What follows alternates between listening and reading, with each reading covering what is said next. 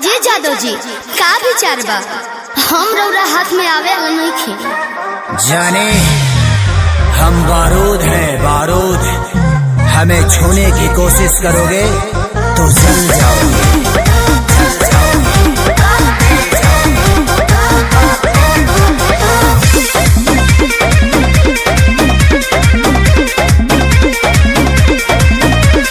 गुंडा कर दे बाबू तोहर चले नहीं, अच्छा मिली ना ऊंची झवा जौन तोहरा चाहे देवे के पड़ी। अरे सीधे सीधे मनबू की, सीधे सीधे मनबू की गोली चलवैबू हो।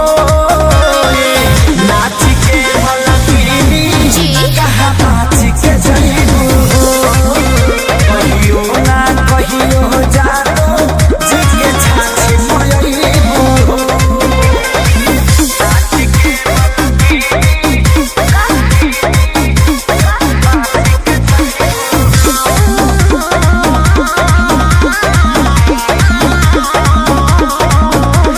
पक पक करो ना पिया कर, अच्छा सब झहर जाई तो हर कर।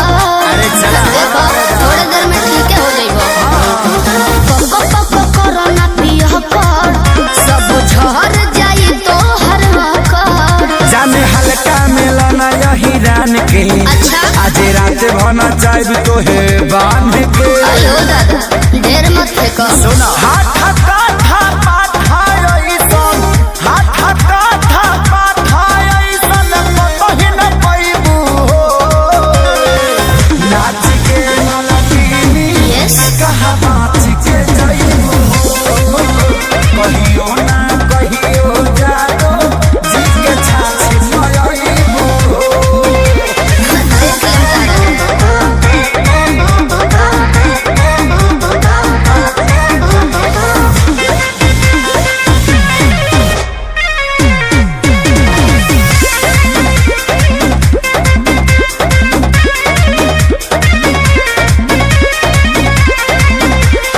ढेरो ले गले तोहरा लेखा, तुझसे पार नहीं होई सीमा रेखा। अरे वो छुरछुरी हुई है का सब। बुझाओ तो कबो।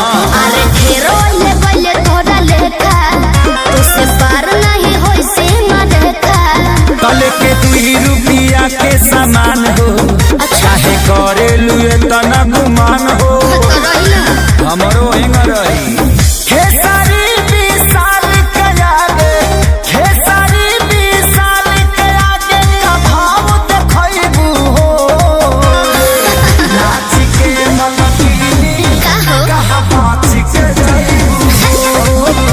कहियो ना कहियो जानो जी के छाछी मयईबू हो। आओ अरे पूरा इंडिया हिली बाबू, खाली तू देखत जा।